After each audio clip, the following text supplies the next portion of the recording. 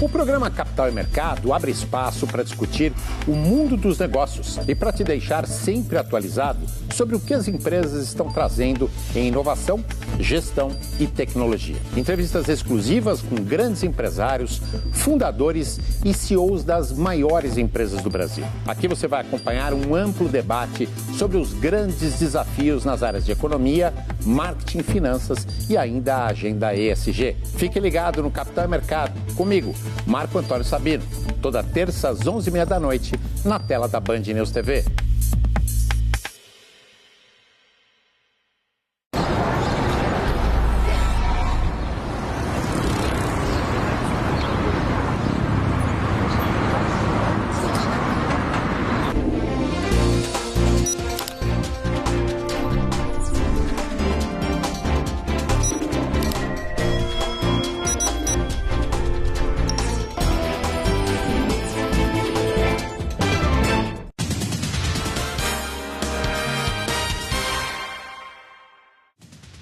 Olá, muito bom dia! Seja bem-vindo a esta terça-feira. O Radar Band News te acompanha na próxima meia hora, te trazendo os destaques desta manhã. Aliás, destaques muito importantes, um giro realmente pelo nosso Brasil, com destaque internacional lá no final, em relação à guerra do Oriente Médio. Mas vamos começar com as famosas operações da Polícia Federal. Mais uma acontecendo hoje e envolve deputada federal, com tornozeleira eletrônica, inclusive.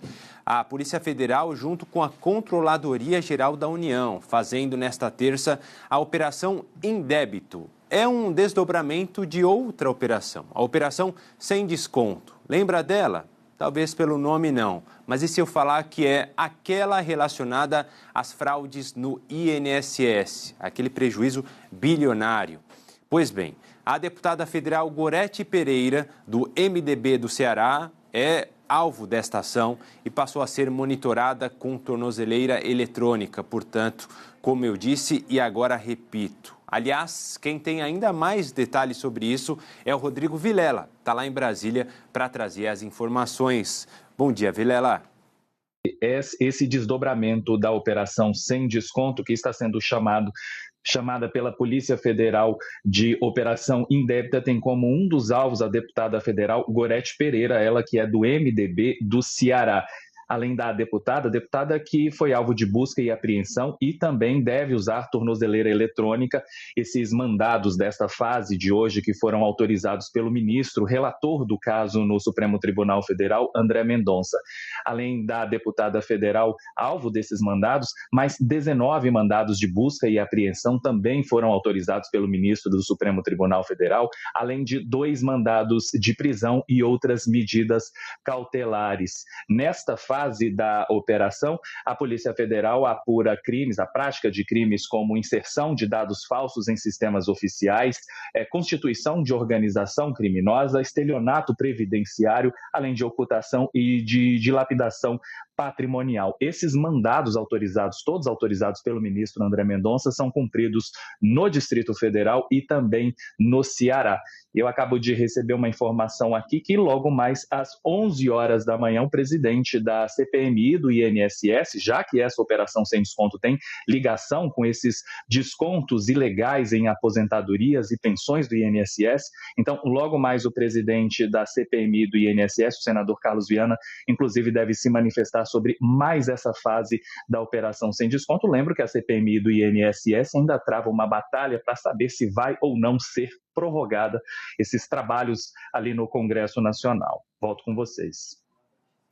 Valeu, obrigado, Rodrigo Vilela, direto da capital federal, mas não encerramos a nossa passagem lá pelo Planalto Central. Vamos falar de outros assuntos importantes também e que nós muito criticamos, né? Nós, como sociedade brasileira, que é a punição, suposta punição dada a vários juízes de diferentes partes do nosso território quando eles cometem algum erro, algum crime. Erros, claro, gravíssimos a ponto de retirarem estes juízes do trabalho. Muitos são aposentados compulsoriamente, seguem ganhando dinheiro, ficam ali curtindo a vida. Esta é a punição deles. Que tal para você? Pois bem, temos novidades, sobre esse assunto. O ministro do Supremo Tribunal Federal, Flávio Dino, decidiu pelo fim dessa aposentadoria compulsória, quando a questão é ser a maior punição aos magistrados em casos gravíssimos. E a novidade é que, em breve, o plenário do STF é que vai dar a decisão final. Ou seja, os colegas de corte vão decidir se o Flávio Dino está ou não está correto ao tomar tal medida, tal decisão. O Vitor Gomes está, então, em Brasília também, assim como o Vilela, e traz mais informações. Bom dia, Vitor. Bom dia a todos que nos acompanham. Pois é, a justificativa para essa aposentadoria compulsória era de que o juiz é um membro do judiciário e não um servidor público como qualquer outro que presta concurso. Mas, enfim, o plenário do Supremo vai analisar essa decisão do ministro Flávio Dino, que proíbe a aposentadoria compulsória como uma pena máxima para juízes e desembargadores. Pela nova regra, os magistrados que cometerem infrações graves deverão perder o cargo e o direito de manter o salário. A punição deverá ser aplicada pelo Conselho Nacional de Justiça e, de acordo com o CNJ, 126 juízes e desembargadores foram punidos com a aposentadoria compulsória em 20 anos. O ministro Flávio Dino se baseou numa emenda constitucional aprovada na reforma da Previdência para justificar essa decisão que põe fim à aposentadoria compulsória. De acordo com ele, reconhecida a gravidade das infrações, os casos deverão ser encaminhados para o STF, visando a perda definitiva do cargo. Volto contigo.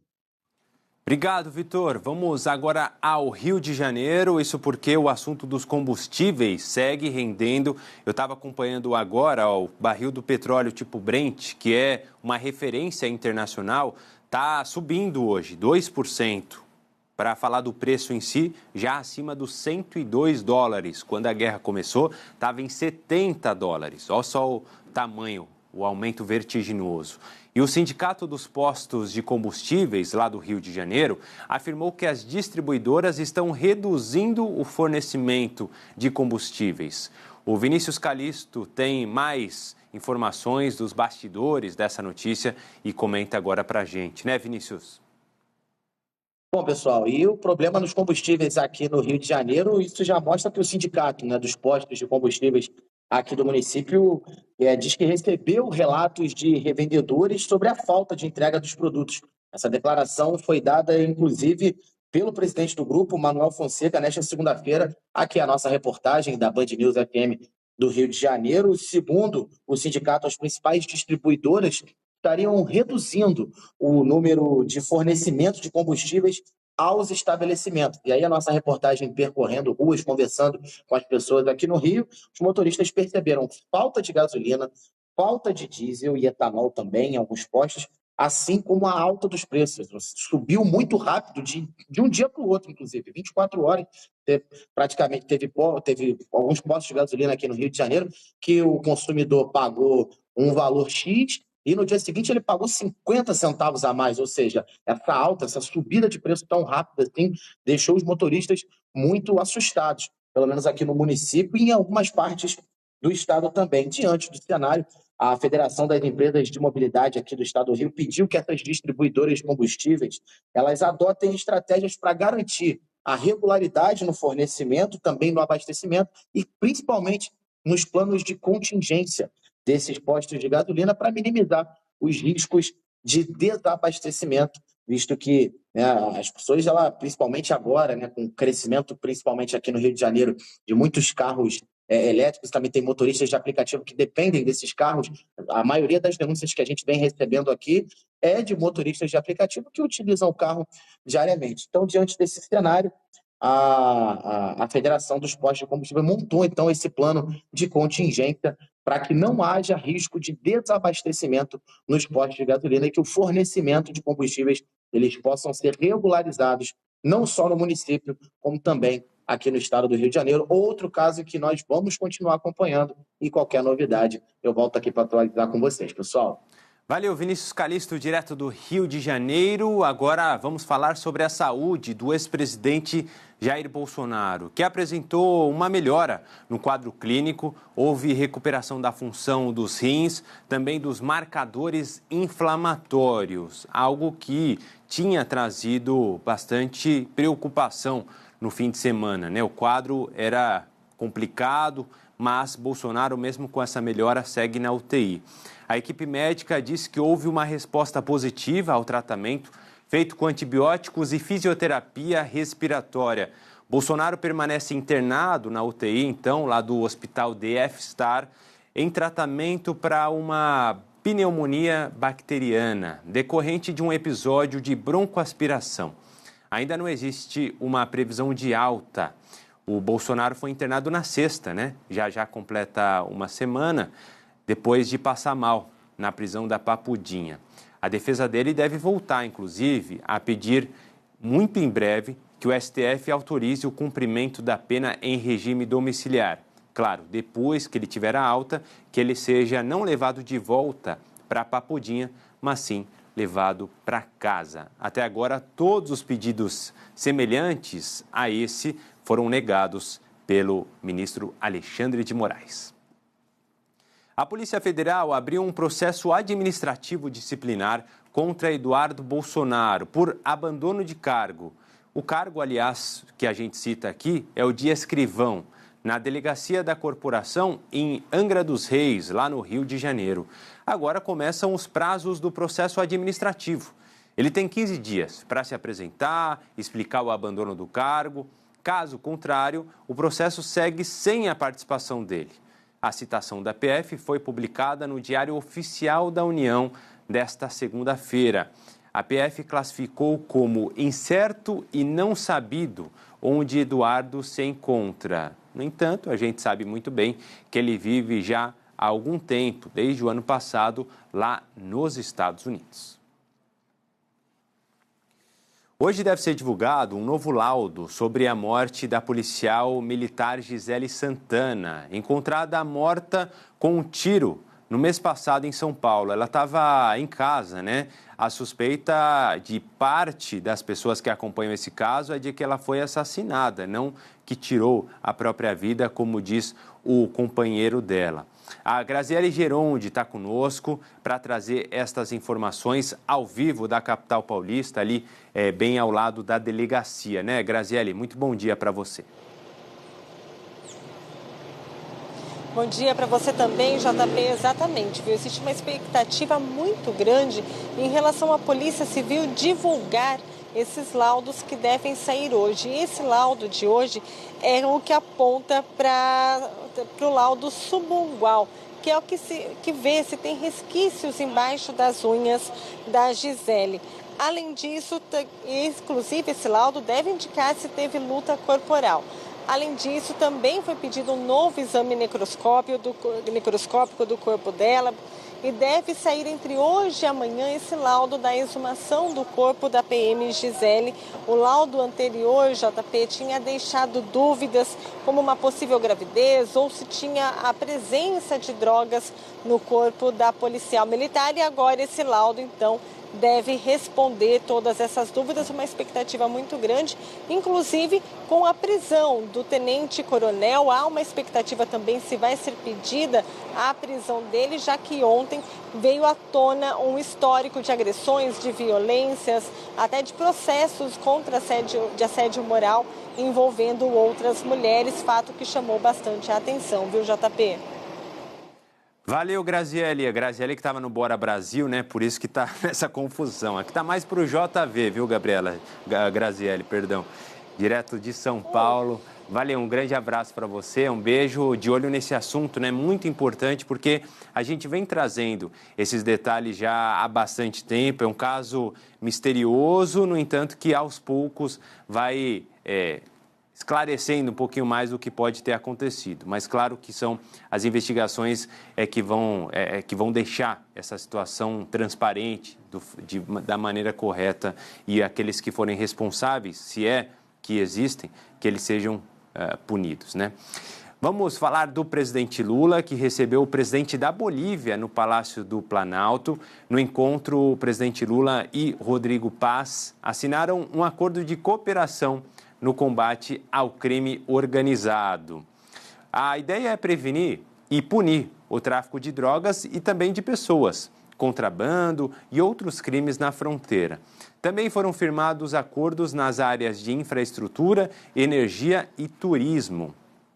Com a guerra no Oriente Médio, que eu citei agora há pouco, o impacto que tem no petróleo, o presidente Lula defendeu também uma ampliação da parceria com a Bolívia. O país é o nosso principal fornecedor de gás natural, por exemplo. Então, é importante. Lá no Estreito de Hormuz, também tem uma parcela relevante demais de gás natural que passa na região. 25% do gás natural passa ali. Não que a gente dependa dos 25%, mas se o preço ali cresce, o preço mundial cresce, isso nos impacta por causa da falta de navegação livre no Estreito de Hormuz. Quando o assunto foi meio ambiente, nesta reunião aí, o presidente brasileiro classificou a Bolívia e o nosso país como guardiões da Amazônia. Então, foi uma reunião que tocou em diferentes tópicos. E começa a valer hoje a nova regra, as novas regras, começam a valer para aumentar a proteção de crianças e adolescentes na internet. É o chamado ECA Digital, aquele conjunto de normas que trata da atuação das empresas e dos pais. O Estatuto Digital da Criança e do Adolescente é a primeira lei brasileira a propor regras e punições aplicáveis às plataformas digitais. É uma lei que reforça a exigência, por exemplo, da verificação de idade, quando a criança ou adolescente está ali nas plataformas. Além disso, estabelece também regras para o acesso à publicidade para os menores de 18 anos e também para a remoção de conteúdos tidos como nocivos. Menores de até 16 anos só vão poder acessar as redes sociais se a conta estiver vinculada à conta de um responsável. E as plataformas devem oferecer ferramentas claras para monitorar o tempo de uso, os contatos que as crianças e adolescentes têm e os conteúdos que eles acessarem. Segundo a Câmara dos Deputados, a lei deixa claro que o ECA Digital não se trata de censura. Além disso, a Câmara também colocou nesse projeto uma limitação sobre quem pode solicitar a retirada de publicações, restringindo esse poder justamente às vítimas, aos responsáveis e ao Ministério Público, além de entidades de proteção. Ou seja, não depende do Estado de forma unilateral. A fiscalização vai ficar a cargo de uma agência criada recentemente, a Agência Nacional de Proteção de Dados, que poderá aplicar, inclusive, advertências e multas. E quando o caso é mais grave? Aí pode subir para suspensão ou proibição da atividade de uma plataforma no Brasil. No entanto, isso dependerá de decisão judicial.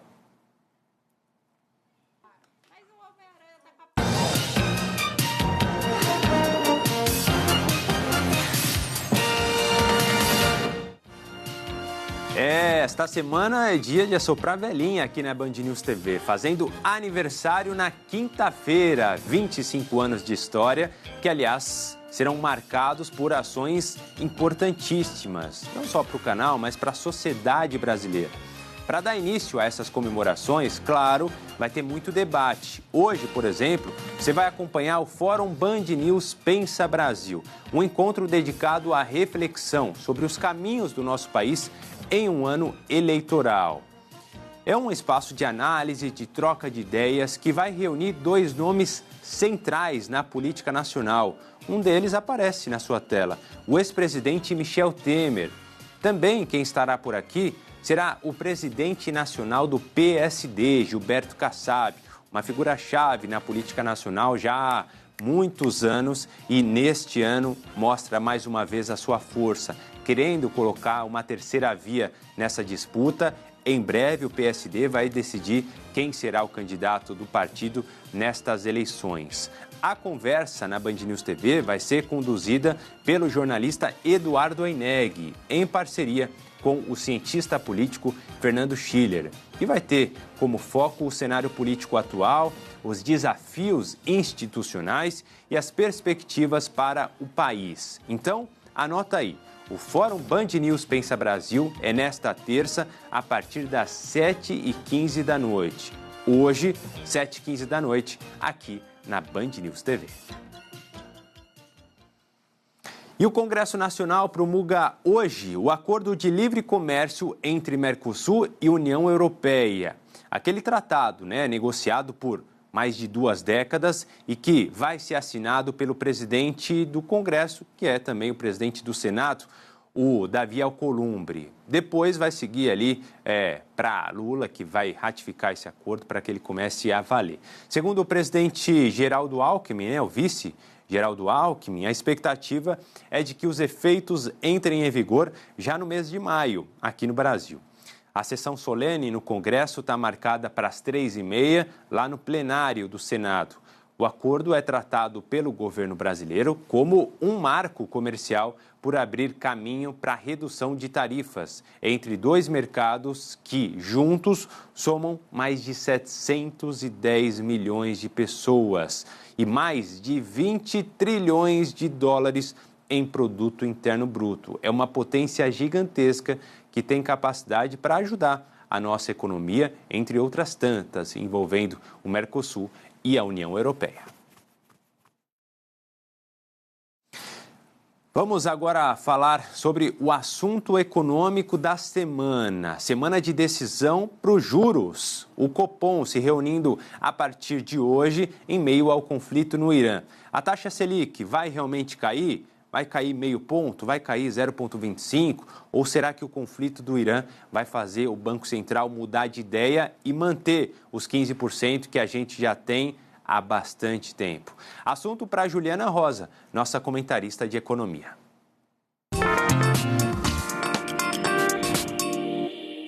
A expectativa é que haja corte de juros essa semana. É considerado pouco provável que os juros não caiam nada. Agora, diante da disparada do petróleo, que saiu de 70 para mais de 100 dólares, aumentos dos combustíveis que a gente está vendo, o que está sendo esperado é que o Banco Central possa ser mais cauteloso e corte pouco a taxa de juros. Hoje está em 15%, a maior taxa em quase 20 anos, poderia cair para 14,75%. É pouco, claro, mas é importante com a inadimplência batendo recorde e um crescimento dos pedidos de recuperação judicial e extrajudicial de grandes empresas. Além disso, juros altos por período prolongado já reduziram o ritmo de crescimento da nossa economia.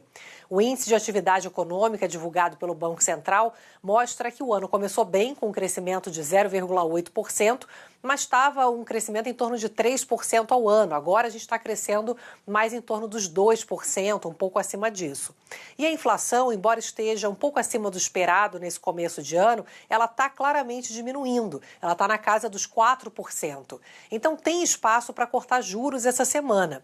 Mas a gente precisa de muito mais corte. E isso vai depender da duração da guerra. Boa, vamos para o nosso destaque final. Alex Guzmão, direto de Brasília, conectado conosco para dar sequência, inclusive, a esse assunto, porque tem repercussão econômica, como a Ju bem trouxe agora, e a política também, algo essencial para o governo Lula, não é, Alex? Exatamente, existe essa expectativa do governo Lula para o Brasil voltar a crescer a taxas superiores, aumentar o PIB. A reunião no Copom começa hoje e termina amanhã. Ela acontece a cada 45 dias e desde novembro do ano passado, a taxa Selic, que é a taxa de referência para o mercado financeiro e para o crédito, está em 15%, muito alta. E existe essa expectativa que a Juliana acabou de falar, cair não se sabe quanto. E, claro, de olho com essa crise do petróleo em função da guerra lá no Iraque e no Oriente Médio. Voltamos a São Paulo. Pô, Alex, guerra ali no Irã que afeta tantos países como o Iraque, né? Que o Alex bem destacou, e a gente fala sobretudo desse conflito, né? Israel disse ter matado o chefe da segurança do Irã, o Ali Larijani. Ele é um homem forte do regime iraniano, já há muitos anos em cargos de alto escalão, já foi candidato a presidente, já foi parte da Guarda Revolucionária Iraniana. Segundo a mídia israelense, ele estava em um apartamento com o filho quando o ataque aconteceu. No entanto, até agora, o Irã não confirmou esta informação, que pode ter repercussões no aumento, na escalada dos conflitos que já são muito sérios por lá. Ficaremos de olho ao longo do dia nesse assunto, como também o Copom, que a Ju e o Alex destacaram muito bem. Assim se encerra o nosso Radar Band News. Alex, obrigado, viu? Um bom dia de trabalho para você e até já no Manhã Band News. Até. Valeu. Manhã Band News vem aí, em alguns minutinhos comigo e com Thalita Almeida, hoje de volta para trazer todas as informações do nosso Brasil e também o destaque internacional que você acabou de conferir, entre outros. E claro, previsão do tempo, né? Já para todo o Brasil, inclusive São Paulo, que aparece aqui na sua tela. O Radar Band News volta amanhã às 9h30. Eu te espero. Tchau.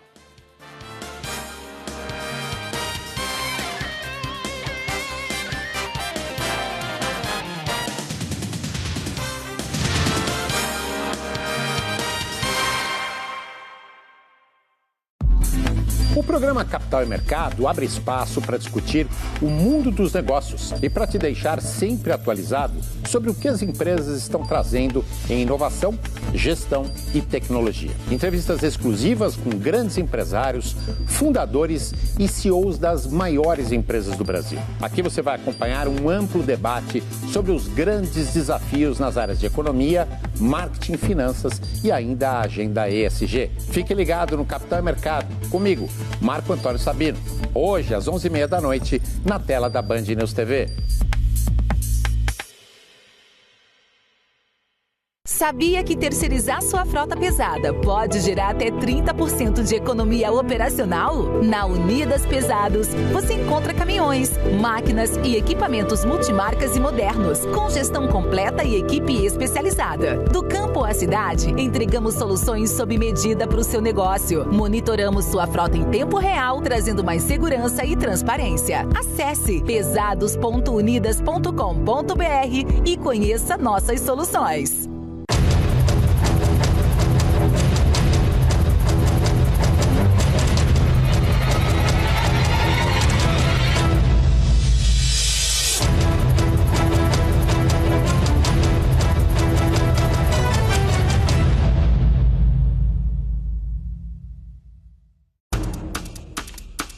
Muito bem, deputado. E como é que o senhor se posiciona diante disso? É uma vergonha, né? Ah, entendi.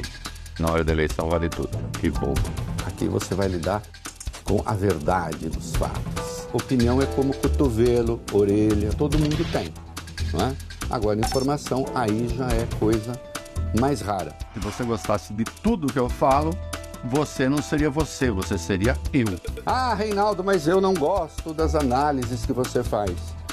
Não quero que você goste nem desgoste, eu quero que você pense a respeito. Ah, mas eu só gosto de ouvir as coisas com as quais eu concordo. Faz o seguinte, acorda, faz um discurso diante do espelho e pronto, né? Você fica satisfeito. Se as coisas estão confusas, atrapalhadas, enroladas, vem pra cá que a gente desconfunde. É por isso que esse programa chama O É da Coisa. O É da Coisa, com Reinaldo Azevedo. Hoje, às 18h, ao vivo, na Band News TV.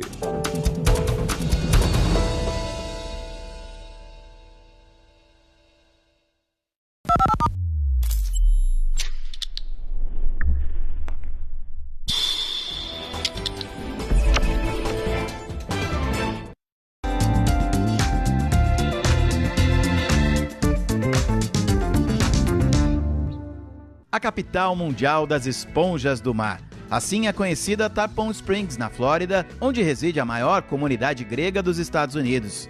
Os primeiros imigrantes gregos começaram a chegar por aqui por volta da década de 1880 e eles eram contratados para trabalhar como mergulhadores na crescente indústria de colheita de esponjas. para saber mais sobre essa história, é possível agendar um interessante passeio de barco. Em cerca de 1 hora, o turista vai ver de perto uma técnica antiga difundida pelos mergulhadores gregos há quase 150 anos. O escafandro, traje que pesa quase 80 quilos, era usado para auxiliar na colheita das esponjas. A simulação é muito bem feita e indicada para os viajantes de todas as idades.